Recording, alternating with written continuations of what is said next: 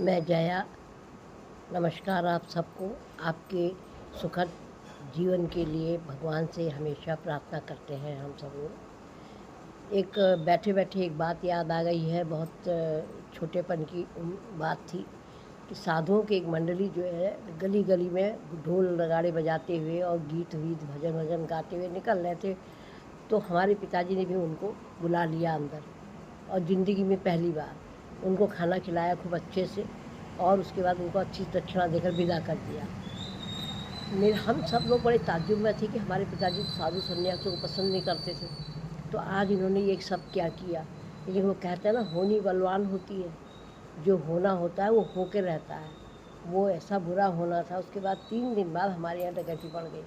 डकैती भी ऐसी, न कहीं तोड़, न कोई फोड़, न कोई ताला टूटा, न कुछ, आराम से डकैती हो गई। और पिताजी ने उन्हें अपनी आंखों से डकैती करते हुए देख लिया, लेकिन वो कुछ बोल नहीं पाए, क्योंकि हमारे लोगों को कष्ट न हो जाए, हमारे बच्चों को कष्ट न हो जाए, कहीं कोई मारकाट न हो जाए, इस डर की वजह से चुपचाप देखते रहे नज़ारा, लेकिन बोले नहीं। जाड़ों के दिन थे, माँ तो रो रो के हल्की हो गई और उन्होंने तमाशा कर दिया, घर में खूब फैल गई अच्छी तरीके से।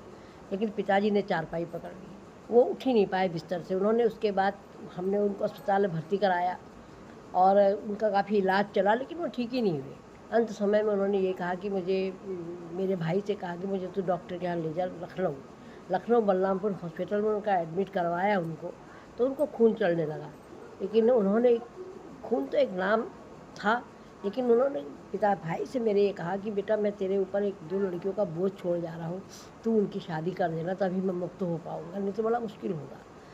तो घर में जब डकैती पड़ी ना, तो सुबह के टाइम पे पीलीभीत वालों को लगभग पता चल गया, सारे लोग आ गए, घर में इकट्ठे हो गए। तो कुछ लोगों ने तो बड़ी हम लोग का सहयोग किया, लेकिन कुछ उसमें से हमारे जो अपने रिश्तेदार खास थे, उन्होंने इतनी गलत गलत बातें करी कि तुम्हारी लड़कियां हैं, इनको गांव भेजो, अगर ये कुछ ऊंचा नीचा कदम उठाएंगी तो हम सबकी बदनामी होगी। तो हमें ये ताज्जुब लगता है कि वक्त मुसीबत पर भी आदमी अपनी भड़ास निकालने में कोई कोर कसर नहीं रखता है। तो अब सोचिए उस पिता के अंदर कितना दुख हुआ होगा। और हमारी कहीं शादी तय हो गई थी किसी डॉक्टर से, तो उसमें बहुत सारा उस घर में सामान आया था, पैसा भी बहुत आया था, क्योंकि हमें सामान लेना था। लेकिन वक्त की बात होती है कि वो शादी भी टूट गई और हमारे पिताजी भी की डेथ हो गई। और उसके बाद जो घर का माहौल रहा ना, वो इतना सूना सूना हुआ कि जीवन व्यर्थ लगने लगा। तो कभी कभी ऐसी घटनाएं घट जाती हैं जो हमको सोचने में मजबूर करती हैं कि कैसे लोग होते हैं जो मुसीबत